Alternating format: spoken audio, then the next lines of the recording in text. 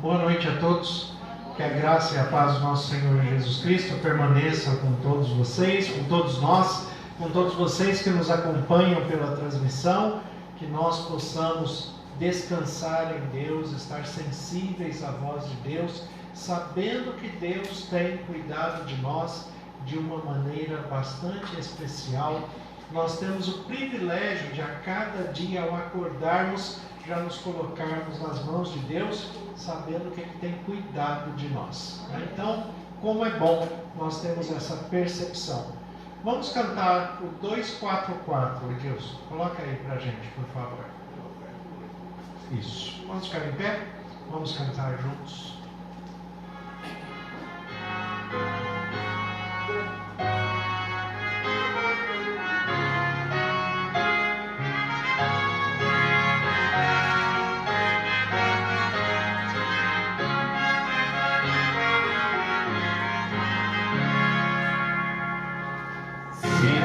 As ondas procelosas são, se com desalento julgas tudo vão, muitas bênçãos dizes numa vez, mas de ver surpreso quanto Deus já fez. Todas bênçãos quantas são, recebidas da divina mão. Dizes uma vez, mas de ver surpreso quanto Deus já fez. Eis acaso mágoas que se é teu lidar, é a cruz pesada que tens de levar.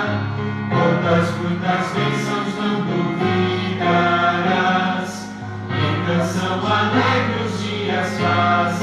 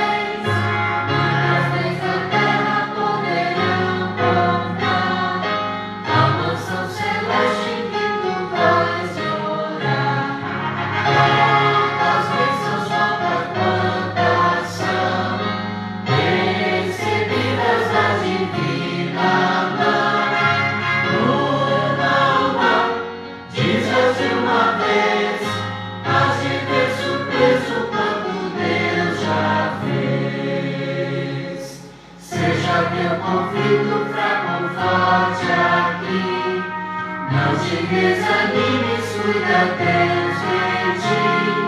Ser divino, auxílio, ignorando o mal. Dá-te a consolo sempre até o final. Todas bênçãos quantas são, recebidas da divina mão. Uma, dizes de uma vez, mas de ver surpreso quanto Deus já fez. Amém. Aqueles que puderem, vamos colocar de joelhos, vamos orar. Senhor nosso Deus e Pai, nós te agradecemos por estarmos reunidos como igreja na tua casa de oração. Te agradecemos pelas bênçãos, te agradecemos por também, de uma maneira diferente, mas estarmos reunidos com os nossos irmãos e irmãs que nos acompanham pela transmissão. Que o Senhor abençoe cada lar, que é a primeira igreja constituída pelo Senhor. Amém. Que o Senhor permaneça conosco, fale conosco, que estejamos sensíveis à tua voz, em nome de Jesus. Amém. Amém. Irmãos, vamos continuar tratando das doutrinas, as 28 doutrinas bíblicas adotadas pela Igreja Adventista no sétimo dia, como aplicação para a família. É isso que nós estamos tratando. E hoje nós vamos tratar a respeito da Igreja de Cristo, a Igreja remanescente, a Igreja de Cristo. Esse é o tema que nós vamos tratar hoje, né, que é uma das doutrinas bíblicas. E o texto base, claro que nós não vamos usar somente esse texto, mas o texto base está no Evangelho de Jesus Cristo, segundo Mateus, capítulo 16, a partir do versículo 13.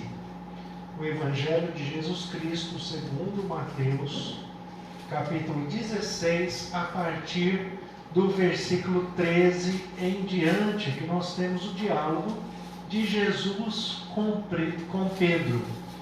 A grande questão é do que se trata a Igreja de Cristo, o que é de fato a Igreja e qual a nossa relação como Igreja enquanto Igreja. Porque nós sempre falamos que Igreja somos nós. Igreja somos nós, mas Igreja também tem um contexto de aplicação muito amplo e nós temos que observar isso com bastante cuidado. Uma coisa que eu sempre falo nas transições dos pastores, nas trocas, né, de distrito dos pastores, que a Igreja de Cristo, ela nunca está sob nova direção, porque a direção da Igreja é de Cristo, pelo Espírito Santo. A Igreja é dele. Então nós nunca vamos estar sob nova direção enquanto a direção for de Jesus Cristo. E nunca vai sair dele, nunca vai sair das mãos deles. Então nós temos que ter, em primeiro lugar, esta consciência.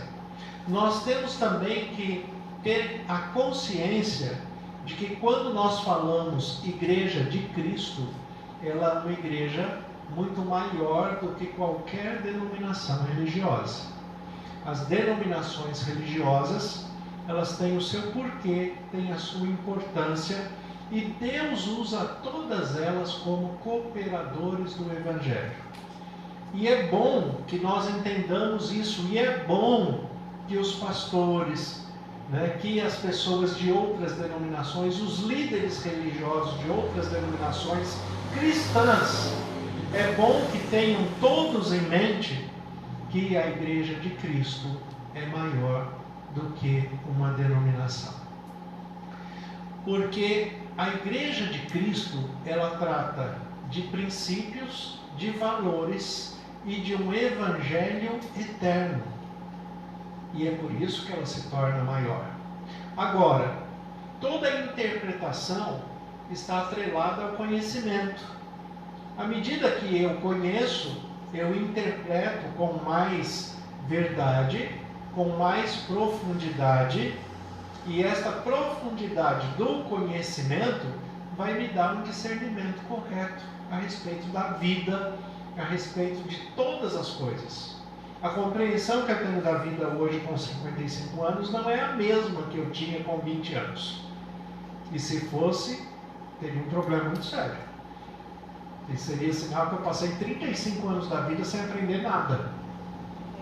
Todo aprendizado produz crescimento, produz mudança.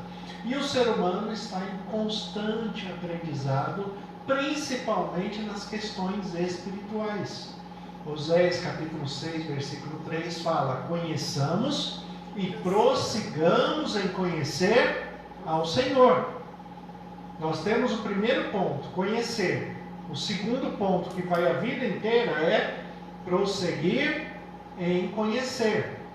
E à medida em que nós vamos conhecendo, nós vamos descobrindo verdades e interpretando estas verdades à luz da Bíblia. É por isso que Jesus fala que nós temos que conhecer a verdade. Porque conhecendo a verdade, o que ela faz com a gente? Liberta. Conhecereis a verdade e a verdade vos libertará. Agora, em João capítulo 17, versículo 17, onde Jesus vai falar a respeito da verdade, ele fala: a tua palavra é a verdade. A tua palavra é a verdade. Se a palavra de Deus é a verdade, eu tenho que buscar cada vez mais conhecimento. E dentro deste conhecimento, nós temos que ter na nossa mente que a igreja de Cristo, nós temos o privilégio de fazer parte dela. E enquanto denominações, nós somos cooperadores, não somos concorrentes. Imagine se todo cristão tivesse a consciência de que nós somos cooperadores e trabalhasse junto em prol do reino de Deus, não como adversários, não como concorrentes, mas como cooperadores. Eu acredito que Jesus já tinha voltado, se fosse dessa forma. Porque quando nós juntamos todos os cristãos da face da terra, sem dúvida é a maior religião que tem. É a maior religião, a maior instituição que tem, enquanto instituição espiritual, é o cristianismo. Só que o cristianismo, ele está baseado numa pessoa. Ele tem um parâmetro numa pessoa. Eu posso ser um adventista do sétimo dia não praticante. Não devo, mas posso. Posso por quê? Porque alguém pode fazer parte da igreja e não praticar os princípios e valores da igreja. Isso pode acontecer em qualquer igreja, mas jamais alguém vai poder ser um cristão não praticante. Não existe cristão não praticante. Existem algumas coisas da vida que não dá para fazer pela metade, né? Alguém já chegou para você e falou assim: eu estou meio grávida. Né? Difícil, né? Ou tal, não dá. Né? Não tem algumas coisas da vida que não dá para fazer pela metade. Ou é ou não é. E aí a gente tem que começar a ter definições. E aqui em Mateus 16, versículo 13 em diante, olha o que diz o texto aí. Indo Jesus para os lados de Cesareia de Filipe, perguntou a seus discípulos: quem diz o povo ser o Filho do Homem? Eles responderam: uns dizem João Batista, outros Elias, e outros Jeremias, ou algum dos profetas. Mas vós, continuou ele, quem dizeis que eu sou? Respondendo Simão Pedro disse: tu és o Cristo, Filho do Deus vivo. Então Jesus lhe afirmou: bem-aventurado és, Simão Bajonas, porque não foi carne e sangue que te revelaram, mas meu Pai que está nos céus. Também eu te digo que tu és Pedro, e sobre esta pedra edificarei a minha igreja, e as portas do inferno não prevalecerão contra ela. Dar-te-ei as chaves do reino do céu. O que ligardes na terra será ligado no céu, e o que desligardes na terra terá sido desligado nos céus. Então advertiu os discípulos de que ninguém dissesse ser ele o Cristo. Aqui Pedro, inspirado por Deus, segundo a descrição do próprio Jesus, porque Jesus fala: você só falou que eu sou em Cristo porque o Pai revelou para você. Então imagina a comunhão de Pedro com Deus o Pai naquele momento, né, em que, quando Jesus faz uma pergunta, e uma pergunta muito importante para nós hoje, e uma pergunta muito difícil de nós respondermos, e uma pergunta que já virou piada na televisão, em programas humorísticos: quem é você? Quem é você? Se alguém perguntar para você: quem é você? O que você responderia? Porque normalmente quando se pergunta para alguém: quem é você? As pessoas respondem o que ele faz, não o que ele é. Quem é você? Eu sou enfermeiro, eu sou professor, eu sou pastor, eu sou secretário, Ele fala o que ele faz, ele não fala o que ele é. Jesus quer saber quem vocês pensam que eu sou. Primeiro que essa expressão eu sou trata da essência do ser. A expressão do eu sou é como você se vê e como os outros te veem. E isso é importante que nós tenhamos em mente, que de vez em quando nós paremos para fazer uma reflexão. Quem eu sou hoje? Muitas vezes as coisas se misturam entre o seu desenvolvimento profissional e aquilo que você é. Quando você identifica isso como dom de Deus, aquilo que você é passa a ser aquilo que você faz. Por exemplo, no ministério pastoral eu sempre falo isso: eu sou pastor, eu não estou pastor. Pastor não é o meu trabalho, pastor é a minha essência. Eu sou pastor. E sendo, eu sou 24 horas. Eu sou o tempo todo. Porque aquilo que eu sou, eu não tenho um momento que eu desligo e falo, agora eu não sou mais pastor. Não tenho como fazer isso. Eu sou. Tem que permanecer. Quando você é, você não consegue mudar de essência. E a pergunta de Jesus é: quem as pessoas pensam que eu sou? Por quê? Porque os de fora, que não convive diretamente com você, ele vê uma imagem projetada. Ele faz uma ideia de quem você é. Quando você vê uma pessoa na televisão que você admira o que ele fala, o que ele faz, o personagem que ele apresenta. Mas a grande questão é: você sabe como destruir um ídolo na sua mente, no seu coração? Conviva com ele. Pega a pessoa que você mais admira e comece a conviver com ela, para você ver o problema que você vai ter, as decepções que virão. Por mais interessante que aquela pessoa pareça, por mais inteligente que aquela pessoa pareça, você sabe que esses programas como Casa dos Artistas, esses programas que envolve pessoas ali coabitando no mesmo lugar confinado, né? Tipo Big Brother, por exemplo.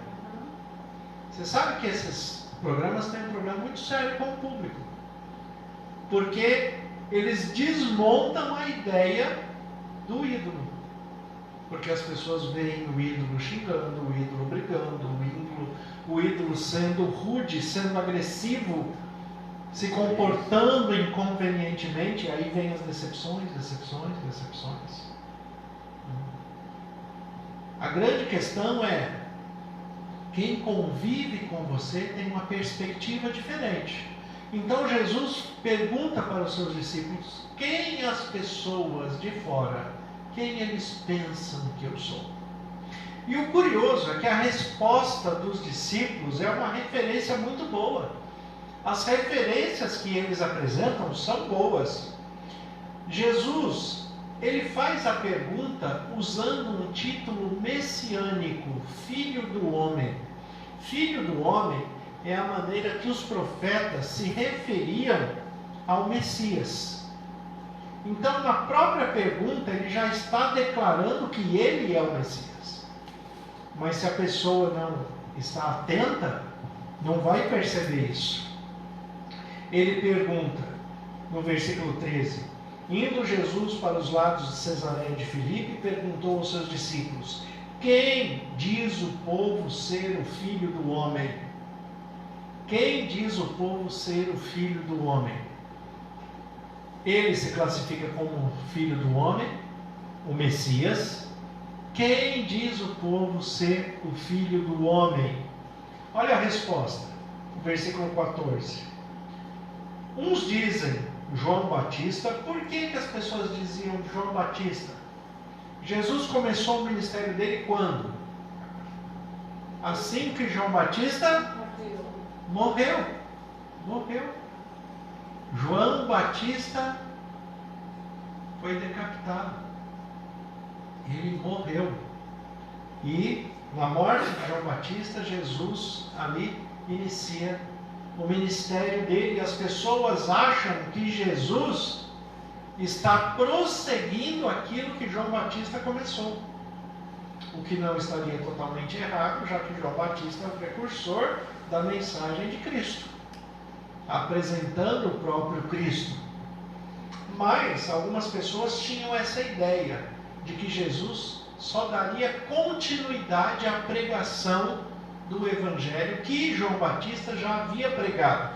E João Batista pregava, qual que era a mensagem dele? Mateus 3 ele declara, a mensagem de João Batista servia para quê? Para o arrependimento, mudança de vida, transformação. Jesus também pregava assim, por isso as pessoas comparavam. Olha, algumas acham que é João Batista, outros acham que é Elias. Por que algumas pessoas achavam que era Elias? Vocês lembram que o próprio João Batista também foi comparado com Elias? E ele foi comparado com Elias pelo próprio Jesus. Jesus fala, Elias já veio, e era João Batista, e vocês fizeram o que quiseram com ele.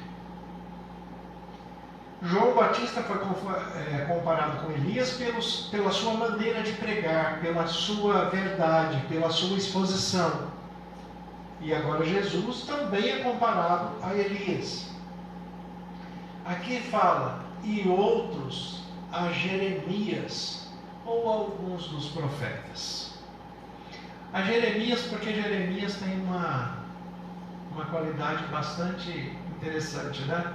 Um adjetivo, uma personalidade bastante interessante. Jeremias é conhecido como profeta o quê? Chorão. Né? Por que uma pessoa é conhecida como chorão? Porque vive chorando, né? Porque vive chorando. Porque chora. Porque tem sentimentos, porque se emociona, porque não suporta ver questões que incomodam e que teriam soluções mais simples, mas às vezes as próprias pessoas não permitem que essas soluções aconteçam. Jesus muitas vezes chorou diante de situação, ele chorou ali antes da ressurreição de Lázaro, ele chorou olhando para Jerusalém, ele fala, Jerusalém, se Sodoma e Gomorra tivessem ouvido metade do que a gente está pregando para vocês, eles teriam se convertido. Jesus era emotivo, mas sem perder a razão. Às vezes as pessoas acham que pelo nosso culto ser racional, ele não tem emoção. Pelo contrário, a nossa emoção ela é muito forte e muito profunda, mas ela é equilibrada. Ela não é uma emoção de desespero nem de inconsciência. A gente sabe o que está fazendo, mesmo dentro da emoção. A gente sabe o que está falando.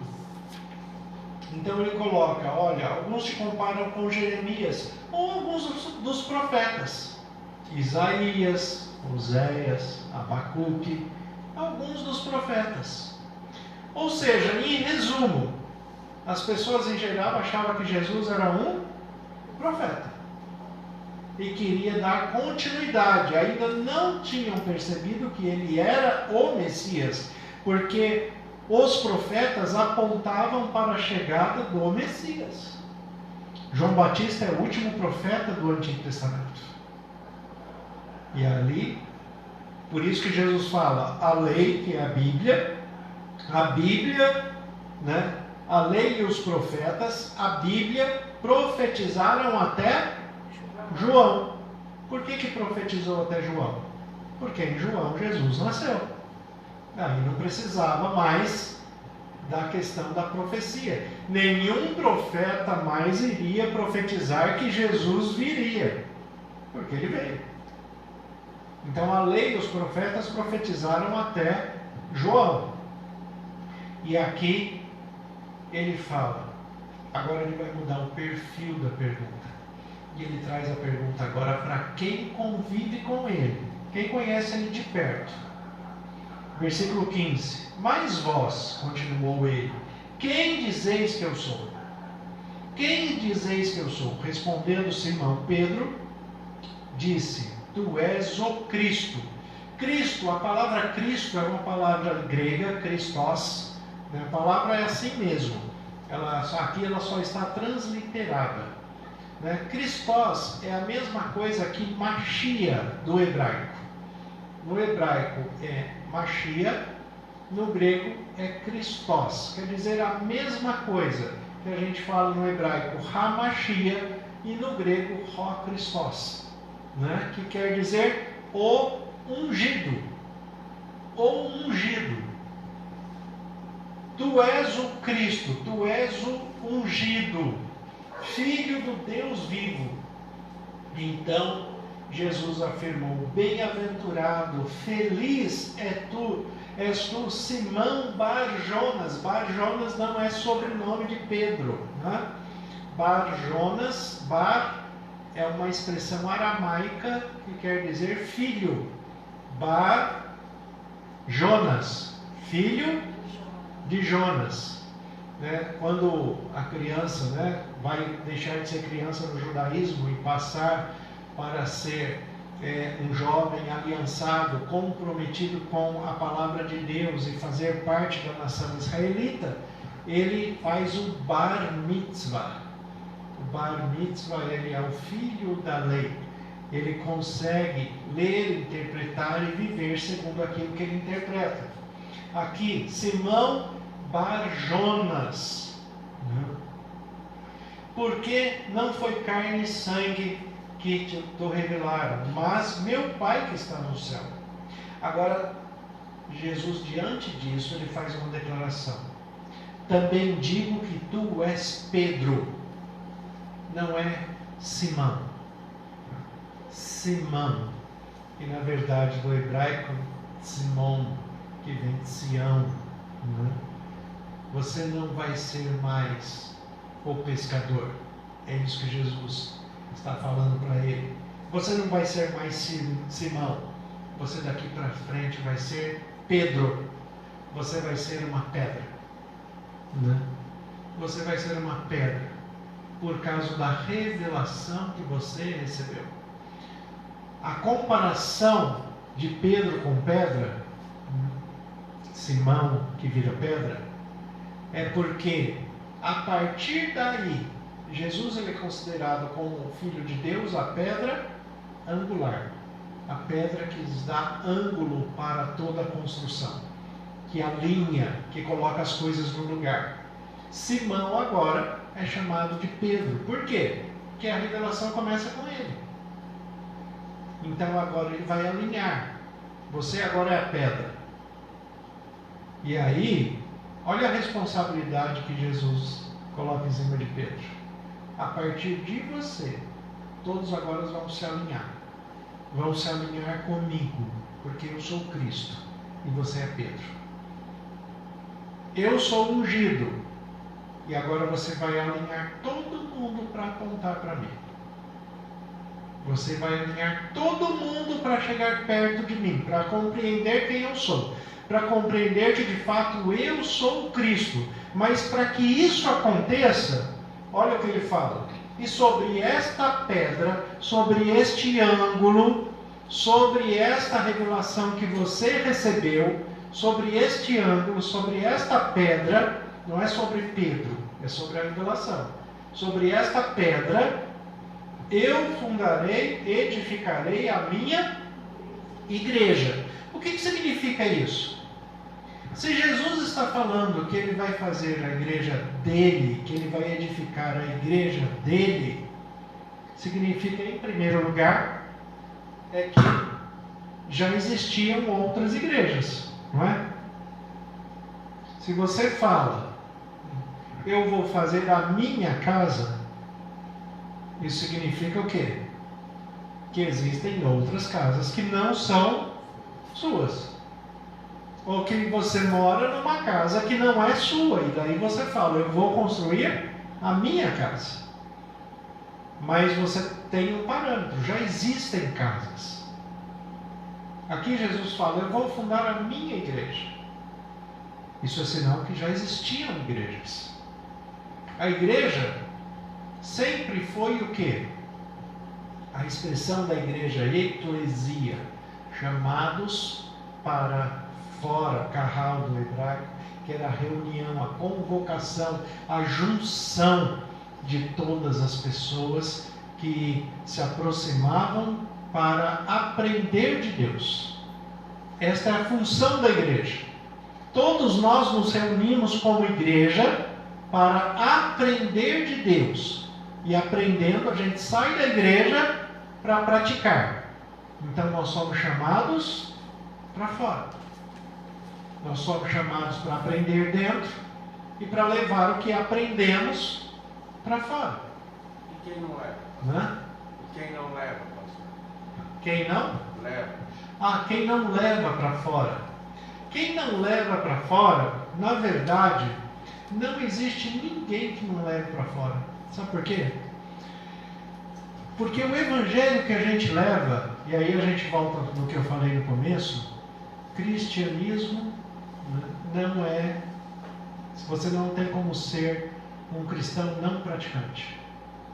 Naturalmente, no seu jeito de ser, no seu jeito de falar, no seu jeito de se comportar, você já está levando. Quem não leva é porque ele não participa, é porque ele não faz. Daí ele não leva nada. Mas, de alguma maneira... Tal, mas não é praticante, né? E daí o apóstolo João fala uma coisa a respeito disso. Tem algumas pessoas que estão em nosso meio, mas não são dos nossos. Estão no meio, como Herodes. Né? A gente tem alguns Herodes no nosso meio. Né? Todo lugar tem. Gosta de ouvir João Batista falar. Né? Mas não muda em nada. Continua do mesmo jeito. Continua na mesma posição. E se brincar, corta a cabeça do outro. Né? Tem gente que é assim, mas o cristão, de fato, ele não consegue sair sem levar nada, porque a própria postura dele de vida leva, o próprio jeito dele ser leva. Por exemplo, ele não vai conseguir chegar num lugar e ver uma pessoa falando uma bobeira sobre a Bíblia, alguma coisa, e não reprimir, não tentar mostrar, né? Isso. Vai se omitir, né? Ele vai se incomodar com aquilo que está contra a palavra de Deus. Porque os seus princípios, os seus valores, o seu jeito de ser vai mudando. Né? O seu vestuário vai mudando, a sua linguagem vai mudando, os amigos vão mudando, muita gente, os ambientes vão mudando. E vão mudando naturalmente, não é questão de lei não, que a pessoa fala, você não pode ir ali, você não pode ser amigo de fulano, amigo de ciclano. Isso não existe, você pode ser amigo de quem você quiser. Né? A questão, você pode frequentar o lugar que você quiser. A questão é, quando você está cheio do Espírito Santo, você entende o que o apóstolo Paulo falou. Tudo me é lícito, mas nem tudo me convém. E tem lugares que eu passo a não me sentir bem, que eu começo a perceber que eu já não faço mais parte daquele lugar ali. E quando alguém vai, já sendo desse jeito, o que acontece? Os outros, às vezes você não precisa falar nada, mas os outros falam, você não está gostando, né? Não está legal aqui para você, né? Quer ir embora? Não quer ir embora, né? Porque você começa a incomodar os outros. Eu, na minha época de juventude, eu frequentei alguns lugares e tive alguns amigos que, por algumas vezes, alguns dos meus amigos que saíam comigo, que iam para balada comigo, eles chegavam para mim e falavam assim, o que você está fazendo aqui? Você não é desse meio. Você não participa disso aqui. O que você está fazendo aqui? Muitas e muitas vezes eu escutei isso. Um peixe fora d'água.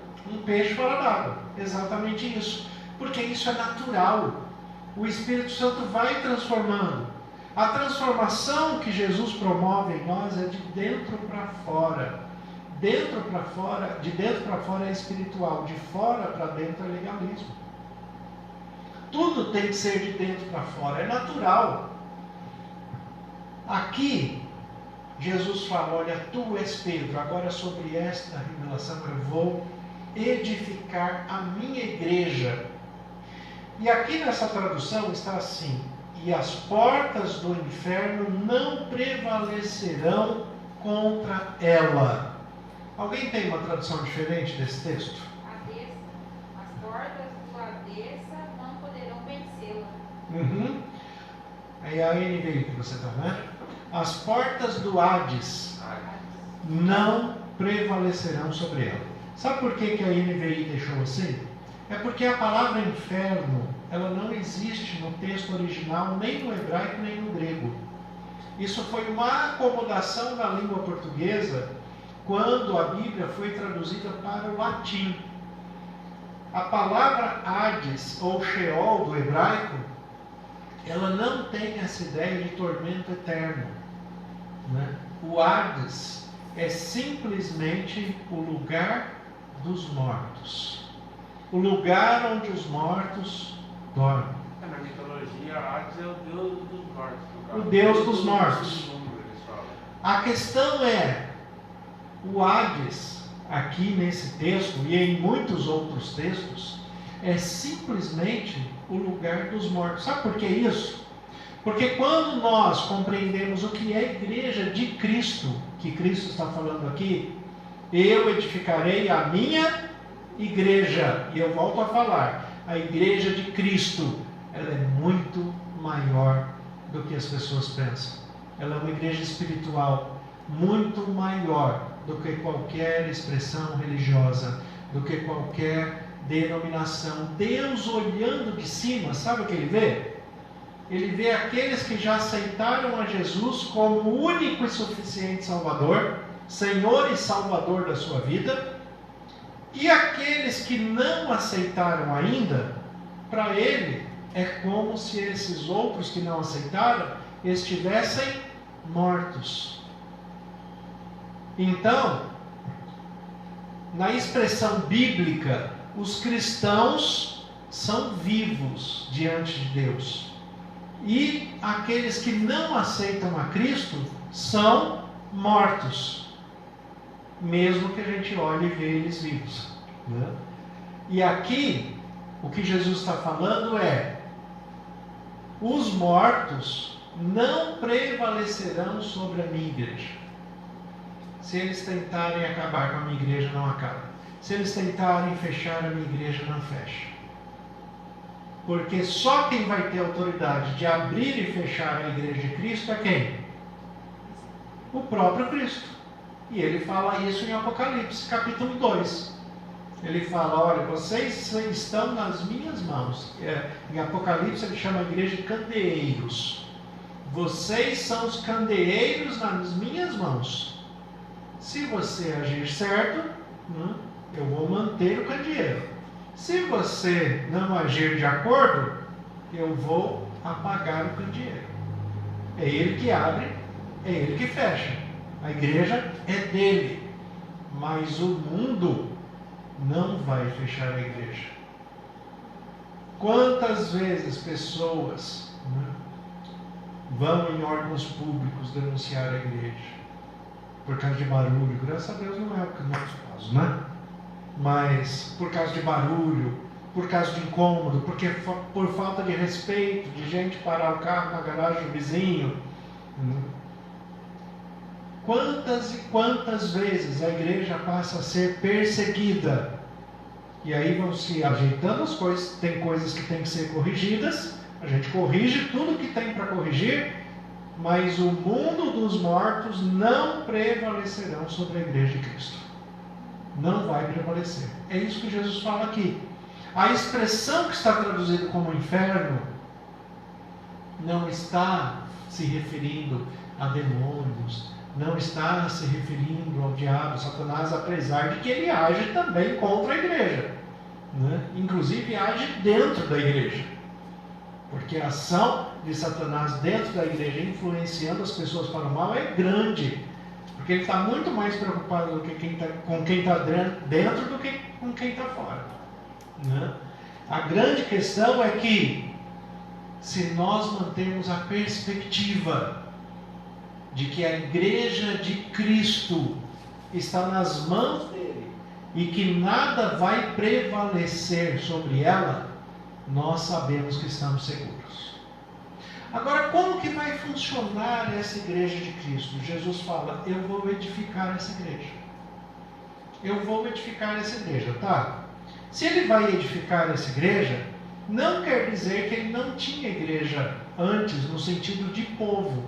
Porque não tinha o povo que servia a Deus? Tinha, sempre teve. Sempre teve o povo remanescente. Sempre teve a igreja remanescente. Quando Elias fala, né, faz aquela oração lá, gente, Deus, olha o que está acontecendo, né, só sobrou eu de profeta aqui, não tem mais ninguém, né? Daí chega Deus e fala: não é só você que está aí, não, tem muitos outros além de você, não é só você que está aí, não. A igreja de Deus, a igreja de Cristo sempre vai prevalecer. E nós vamos fazer parte dela. Agora, a discussão que se tem é: quem é a igreja de Cristo? Qual é a igreja de Cristo? No meio de tantas denominações, no meio de tantas religiões, no meio de tantas expressões, quem é a igreja de Cristo? Primeira coisa que nós temos que pensar: existe uma igreja perfeita? Não existe nenhuma igreja perfeita. A igreja é constituída por pessoas imperfeitas. O único perfeito da igreja é Cristo. E ele só se manifesta na igreja de modo espiritual através da palavra. Ele não está fisicamente aqui. Mas a questão é: igreja perfeita não existe. Nós, adventistas do sétimo dia, não somos perfeitos. Estamos muito longe de ser perfeitos e não somos exclusivistas. Nós não temos em mente que só nós somos salvos. Isso seria uma bobagem. Imagine uma cidade como Dracena, por volta aí de 36, 37 mil habitantes. Mais? 50? Vamos colocar aí, 50 mil habitantes. Então, você imagina se a gente tivesse a arrogância de falar que somente adventista é salvo? Não. Isso não existe. Nós sabemos que a expectativa e o plano de salvação de Deus alcança muito mais. Mas qual é a diferença que nós temos? A diferença é que eu falo assim: por um tempo eu dei aula na academia. No tempo que eu dei aula, a média mínima para passar era 6. Hoje aumentou um pouquinho, é 7. Naquele tempo era 6. E eu percebi uma coisa, na minha relação pessoal com Deus, nessa busca de crescimento e aprendizado. Eu não quero entrar no céu com média 6. Eu não quero entrar lá fazendo o mínimo para passar. Pelo contrário, eu quero fazer o máximo que eu puder, mesmo nas minhas limitações e imperfeições. Continuo limitado, continuo imperfeito, continuo cheio de problema, mas eu busco fazer o melhor. E é isso que vai discernir e diferenciar a igreja de Cristo. A igreja de Cristo é formada por aqueles que adoram a Deus em espírito e em verdade. E que, adorando a Deus em espírito e em verdade, não fica discutindo com Ele, simplesmente obedece. Compreende a palavra, porque a expressão de Deus sempre é racional.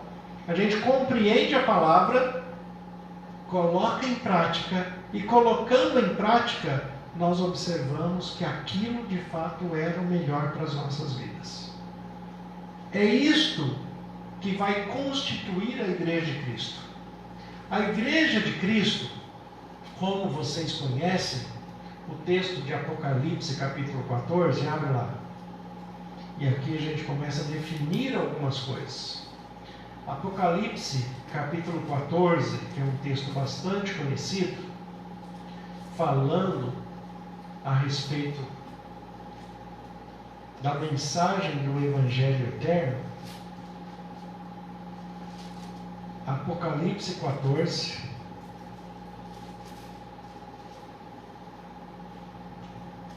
versículo 9 em diante. Apocalipse 14, versículo 9, é o que diz aí. Seguiu-se a este, o começo aqui são as 3 mensagens angélicas, 3 anjos falando.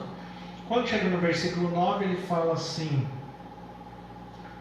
seguiu-se a este outro anjo, o terceiro, dizendo em grande voz: se alguém adora a besta ou a sua imagem e recebe a sua marca na fronte ou sobre a mão, também este beberá do vinho da cólera de Deus, preparado sem mistura do cálice da sua ira, e será atormentado com fogo e enxofre diante dos santos anjos na presença do Cordeiro.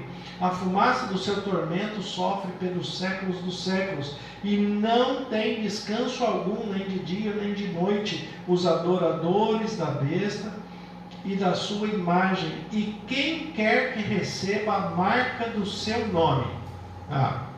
Agora olha o versículo 12, preste atenção no versículo 12, falando a respeito da igreja de Cristo. Aqui está a perseverança dos santos, os que guardam os mandamentos de Deus e a fé em Jesus.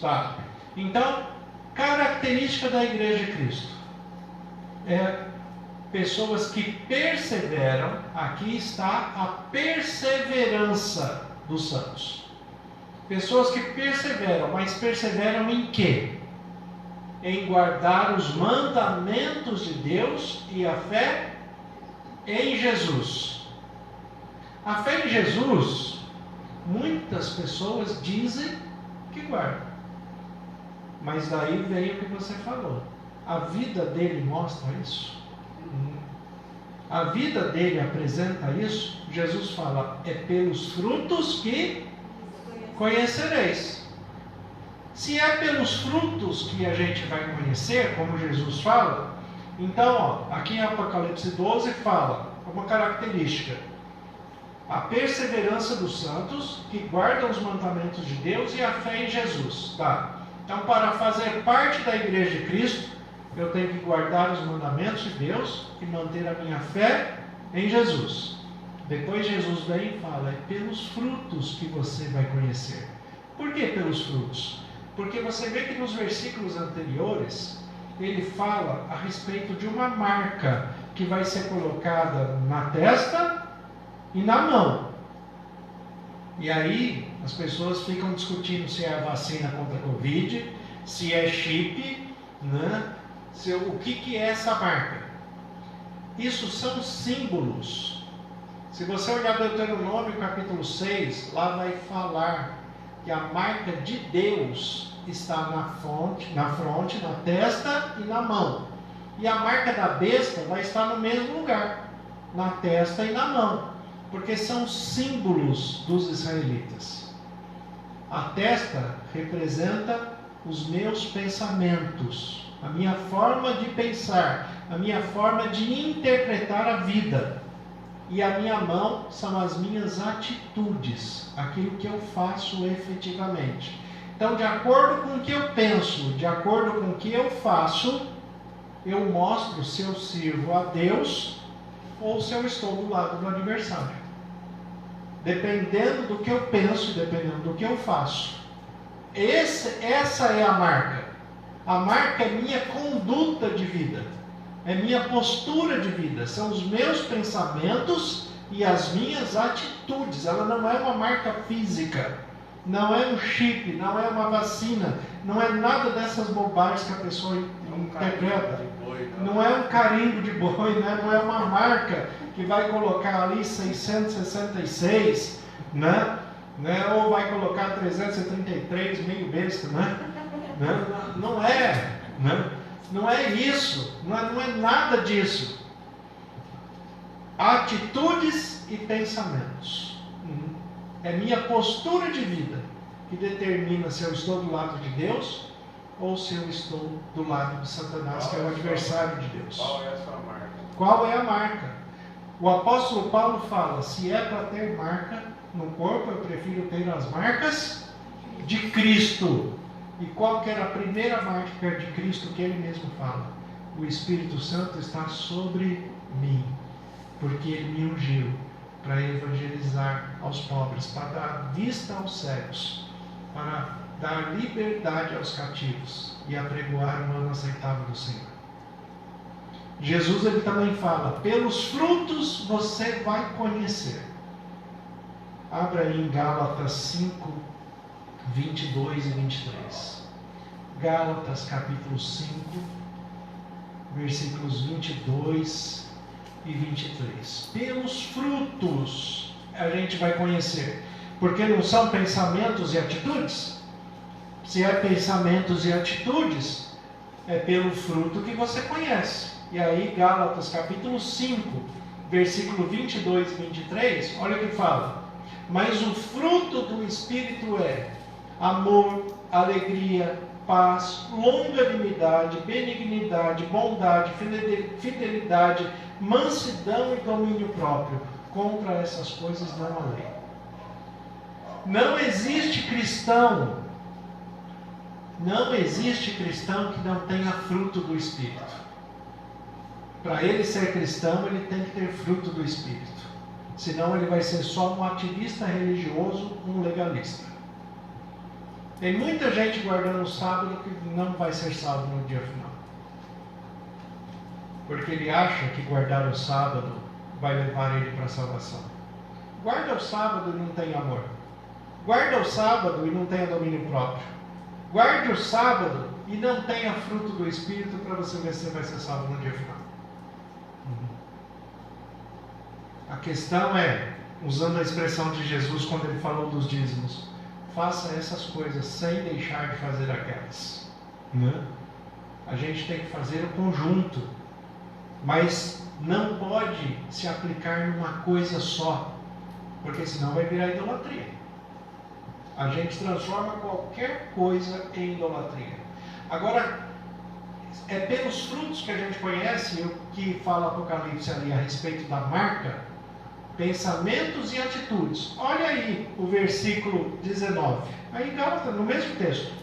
Versículo 19. Olha aqueles que não servem a Deus, os que fazem. As obras da carne são conhecidas e são prostituição, impureza, lascívia, idolatria, feitiçaria, inimizades, porfias, ciúmes, iras, discórdias, dissensões, facções, invejas, bebedices, glutonarias, coisas semelhantes a esta, a respeito das quais eu vos declaro, como já outrora vos preveni, que não herdarão o reino de Deus os que tais coisas praticam. Pensamentos e atitudes. Qual que é o seu pensamento? É bebedeira, é glutonaria, é prostituição, né? É o quê? É isso aqui? Não vai herdar o reino dos céus. Agora tem gente hoje fazendo uma mistura. A mistura que ele faz é assim, né? Ele, por exemplo, né?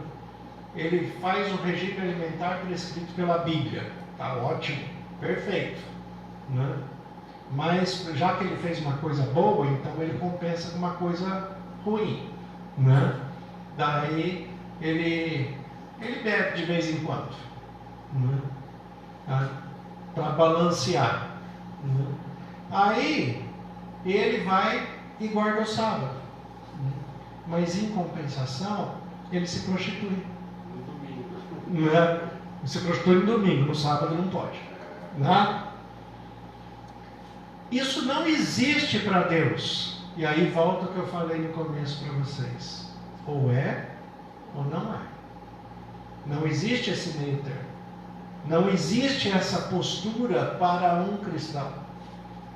A palavra de Deus em nós tem que ser sim, sim e não. E o que passar disso é de procedência maligna. Meio salvo é totalmente perdido. É como eu falei do meio grávido, né? A meia grávida não existe, né? É meia grávida não existe mesmo, porque meia não fica grávida, né? É só meio, né? Mas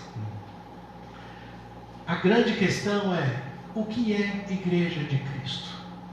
Igreja de Cristo é formada por adoradores em espírito e em verdade, que estão em todos os lugares, em todas as religiões, em todas as denominações, mas à medida em que a gente vai crescendo em conhecimento, e esse conhecimento da verdade vai libertando, a gente vai afunilando, e a gente vai se juntando e vai se aproximando com quem busca viver essa verdade, com quem busca viver essa integridade. E é isso que a gente está fazendo. A gente não é contra ninguém. Todos nós somos cooperadores.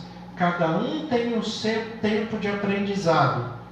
Mas o que a gente não pode, seguindo a recomendação do apóstolo Paulo em Romanos capítulo 12, não vos conformeis com este mundo, mas transformai-vos pela renovação da vossa mente em Cristo Jesus, para que experimentei qual seja a vontade de Deus, que é sempre boa, agradável e perfeita. É assim que nós vamos viver como Igreja de Cristo, experimentando o melhor.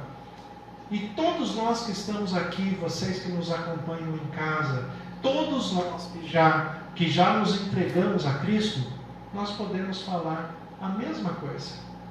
Que hoje a gente vive com mais paz, com mais tranquilidade, com mais harmonia, com mais felicidade. A gente tem problemas? Tem. Mas a cada dia em Cristo nós somos mais que vencedores. Nós vamos superando as adversidades. O Espírito Santo vai concedendo sabedoria. A gente vive num mundo, mas vive num mundo cheio do Espírito Santo e revestido pelo poder de Deus. E é assim que a gente vence. A palavra de Deus fala: nós vencemos de fé em fé, porque o justo viverá pela fé. Pela fé em quê? Na Bíblia, na palavra de Deus, vivendo como cristãos. Igreja de Cristo é isso, formada por adoradores que adoram em espírito e em verdade, com seus pensamentos, com atitudes. E isso é uma guerra diária, porque muitas vezes a gente pensa o que não quer, muitas vezes a gente faz o que não quer, muitas vezes a gente fala o que não quer. Isso é uma luta. Vem desejo que a gente não deveria ter. Isso é uma luta. Mas a gente tem que lutar contra o pecado para continuar ao lado de Deus. E aí Apocalipse fala: é aí que está a perseverança. É você lutar contra o seu próprio pecado. É aí que está. Aí que está a marca. Nós temos os pedidos de oração. A Ivone vai colocar. A irmã Jô, ela pede que oremos pelo João Honório e a esposa. Eles estão morando na zona rural e não tem como vir à igreja, que é muito longe. A irmã Carmen Lúcia, ela agradece por tudo que Deus faz e ainda fará em sua vida e do seu esposo. E pede que oremos para que eles tenham sabedoria para trabalhar com amor e dedicação ao chamado do Senhor em sua casa. A irmã Marisa: agradeço a Deus pela vida, pela saúde, pelo trabalho e por ter minha família. Peço oração pelos amigos Mário, que espera por uma cirurgia da vesícula e que a pressão arterial possa ser controlada. E o Paulo, sequelas de Covid. E pela amiga Verinha, está acamada por uma doença desconhecida. Que as mãos de Deus estejam sobre cada um e que eu continue com Deus e confiante. O Eduardo, Quero agradecer a Deus pela minha família, pela saúde, força que Ele tem me dado. Quero fazer um pedido especial a toda a igreja, para que orem pela minha esposa, Aldalise, pois ela foi diagnosticada com um câncer de mama. Que Deus aguarde e a proteja e que ela possa vencer mais essa batalha. É o que ele pede e já agradece em nome do nosso Senhor Jesus Cristo. O irmão Marcos, ele agradece a Deus pelos cuidados e proteção e pede oração por todos os alunos da escola sabatina, para que continuemos a estudar todos os dias. A irmã Teresa, ela pede oração pelo neto Moisés, pelo genro Vitor e pela filha Rosana. A irmã Laura, ela pede oração pela filha Bárbara e pelo filho Graciano. Amém. Vamos ficar em pé, vamos orar então. Depois vamos cantar o hino 103 para encerrar. Vamos orar. Senhor nosso Deus e Pai, nós te agradecemos pelo privilégio de conhecer a Tua Palavra e mesmo nas nossas limitações e imperfeições, o Senhor sabe que nós buscamos fazer o melhor da nossa vida de maneira que ela seja agradável a Ti. Que o Senhor continue nos purificando, nos santificando, nos transformando a cada dia. Que o Senhor, assim como fez a Davi no pedido dele de oração, mostra em nós se há algum caminho mau. Nós sabemos que ainda precisamos ser transformados até que o Teu Filho Jesus volte, até que nós possamos nos encontrar face a face. Que o Senhor abençoe e cuide de maneira muito especial de todos os irmãos e irmãs que expressaram os seus motivos de oração, a nossa irmã que está com câncer de mama, que representam tantas mulheres, tantas pessoas que estão passando por a batalha com esta doença no momento. Que o Senhor esteja amparando, colocando suas mãos e restaurando pelo Teu poder, segundo os Teus propósitos. Pai, que o Senhor, pelo Teu Espírito Santo, esteja sondando as mentes e corações e levando os pedidos mais íntimos de cada um diante do trono da graça para a mediação e intercessão do Teu Filho Jesus Cristo. Pai, que o Senhor esteja cuidando de cada família, de cada pessoa na sua individualidade, que cada lar seja uma igreja instituída aqui na terra e que dentro do lar onde o Seu Filho Jesus habita, que ali, que o mundo dos mortos não prevaleça sobre aquela pessoa, sobre aquela família, que esse lar seja um lugar de paz, um lugar de harmonia, um lugar de descanso na Tua presença. Pai, que o Senhor permaneça conosco, que estejamos sensíveis à Tua voz, que o Teu amor infinito, que a graça salvadora e santificadora do nosso Senhor Jesus Cristo, a comunhão e as consolações do Espírito Santo esteja sobre cada irmão, sobre cada irmã e sobre toda a Tua igreja espalhada na terra. Em nome de Jesus que oramos. Amém. Amém.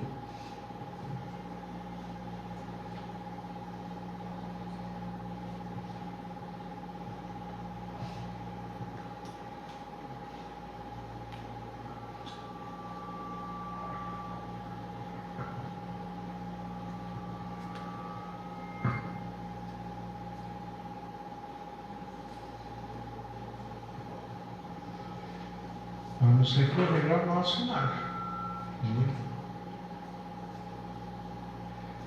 Sabe o que é importante quando o computador não funciona?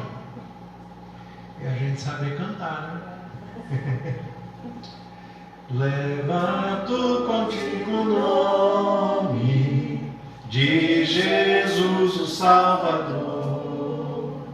Esse nome dá consolo, seja no lugar que for. Nome bom, doce a fé, a esperança do porvir. Nome bom, doce a fé, a esperança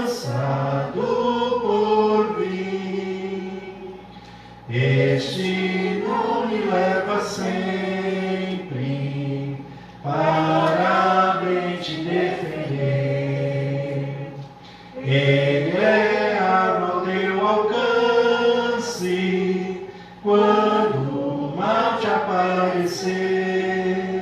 Nome bom, doce a fé, a esperança do porvir.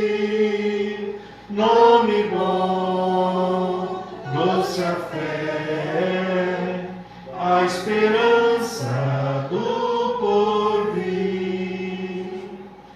Ó, que nome tão precioso, traz conforto ao coração, sendo por Jesus aceito, hás de ter o seu perdão. Nome bom, doce a fé, a esperança do porvir. Nome bom, doce a fé, a esperança do